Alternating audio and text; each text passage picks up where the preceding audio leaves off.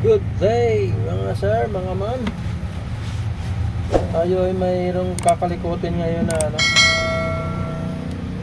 10 inches na ito, Kevlar Ion-10A. Yan po. Ang issue ay wala siyang sound, sabi ng may-ari, no? Pero ayan, no? May power naman talaga siya.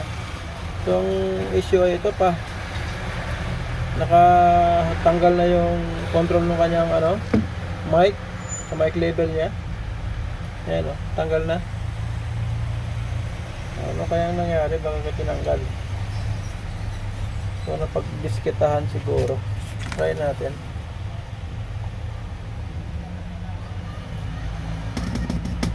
So buo yung amplifier niya kasi natunog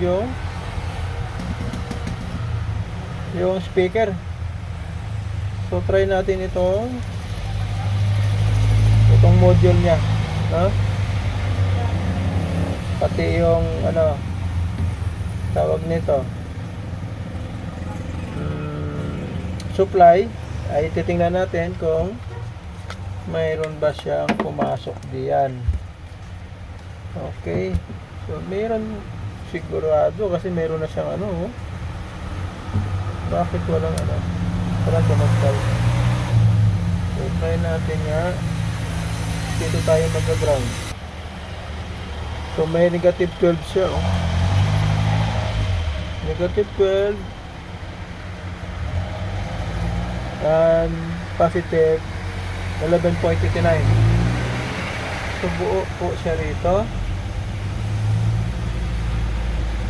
Auxiliary, since buo yung ampli,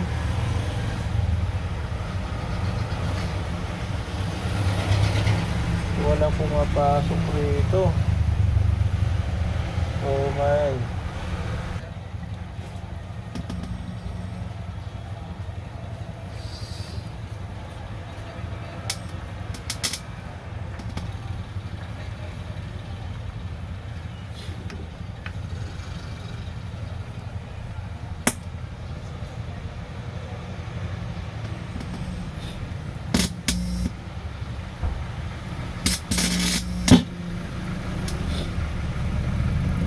Okay.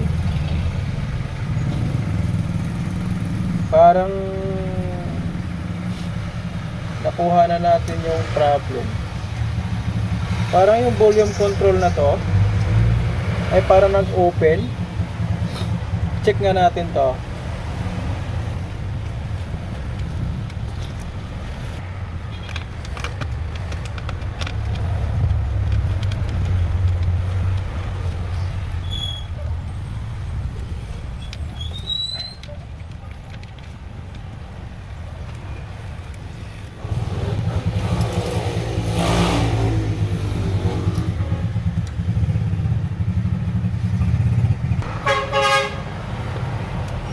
So, gamit muna tayo nitong analog natin na tester. Kasi tinanggalan nila yung yung control ng mic.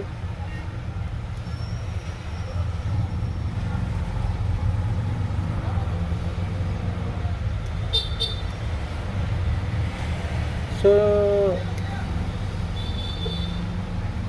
kailangan natin palit nung nung volume control niya. Ayan.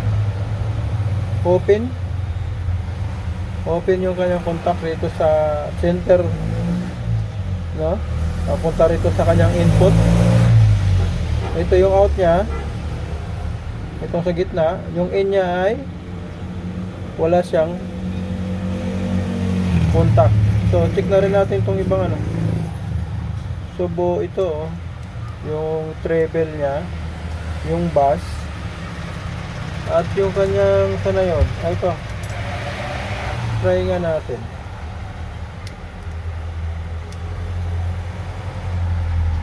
So So, buo ito ah.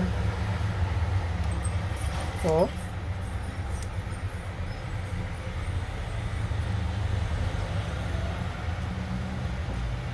Buo yung sa mic oh. So, ibabalik lang natin to. Ay, 10K pala siya. No? 10K na mono. So, ito may nakita tayo rito.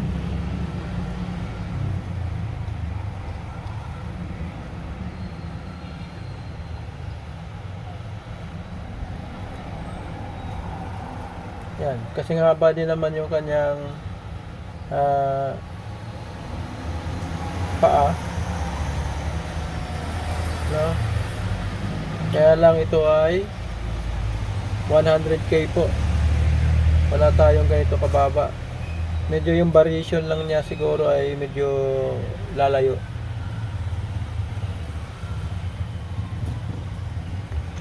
Tanggalin muna natin to. So papalitan muna natin to ng volume control. At sa mga subscriber ko, maraming salamat sa inyo sa mga suporta niyong binibigay sa aking channel. At sa mga hindi pa po nakasubscribe sa akin, ay paki-like and subscribe na rin po. Maraming salamat sa inyo.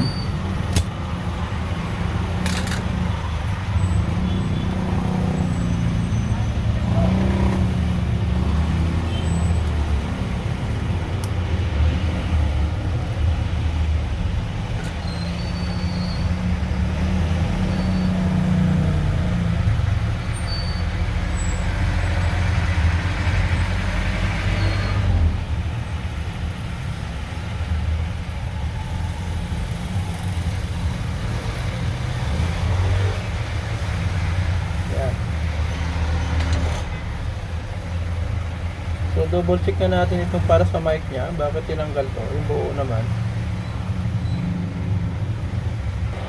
Sprayan lang muna natin to para matanggal yung alikabok.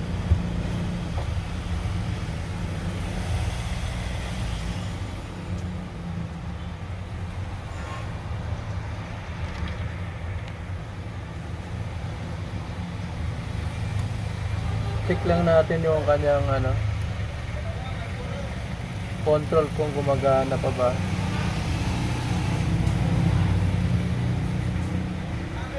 Ay, bumibitaw na rin pala pagdating sa dulo. Okay. Nabitaw na rin pala ito. Oo.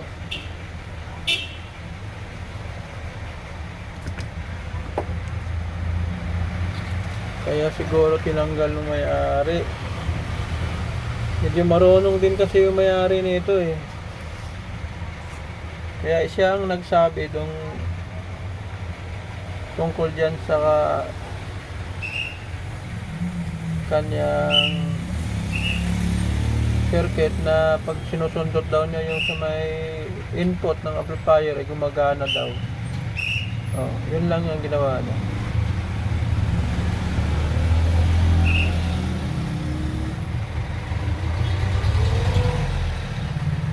So wala, sira talaga to. So palitan na lang natin yung control lang sa para sa mic. Gagamit na lang tayo din ng 100K.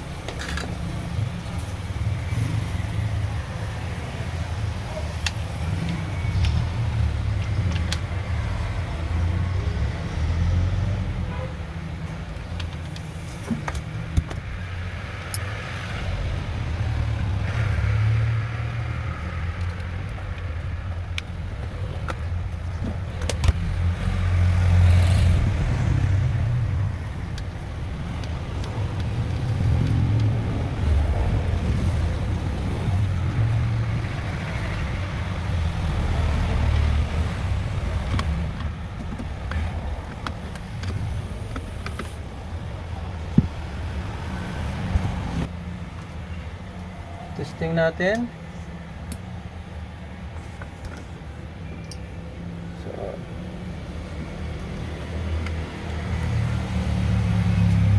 try natin lagay ng tugtog. Yun.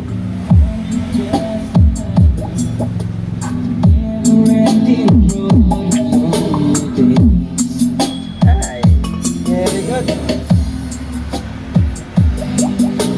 Try natin yung kanyang mic.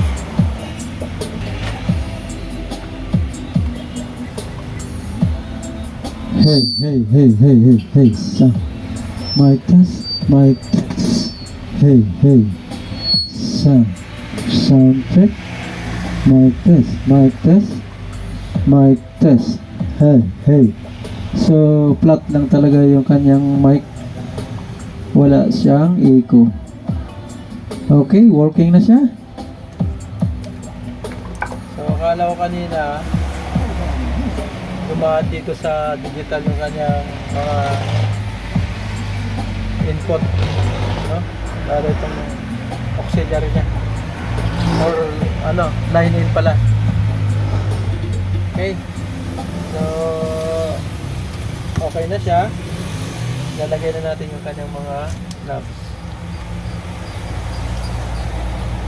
So volume, itong dalawang pula,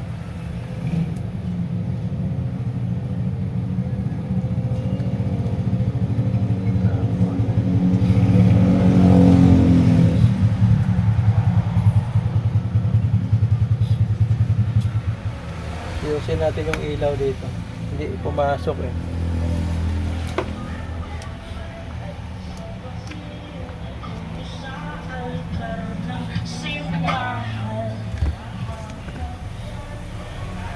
Lalabas na natin yun. Okay, then assemble time.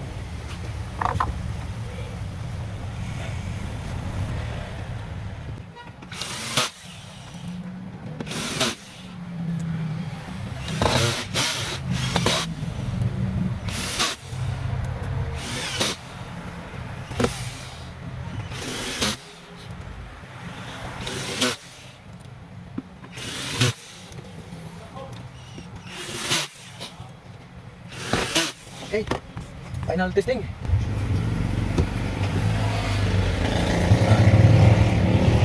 Final testing po. Power on natin. Then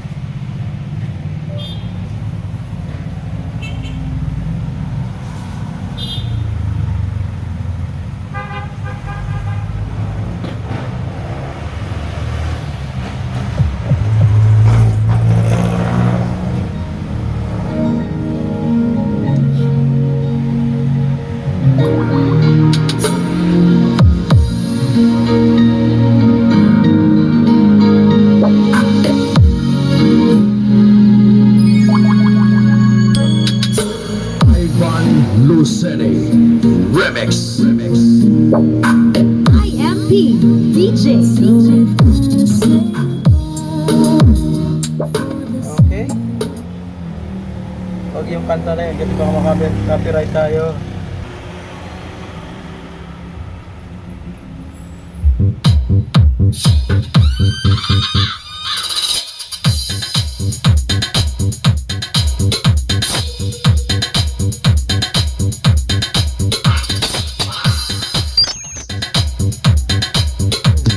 Hey, mic test.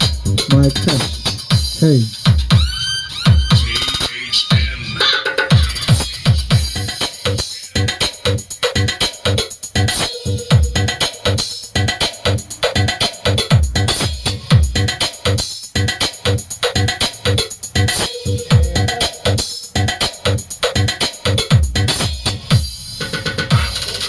Thanks for watching, guys, and don't forget to follow and subscribe.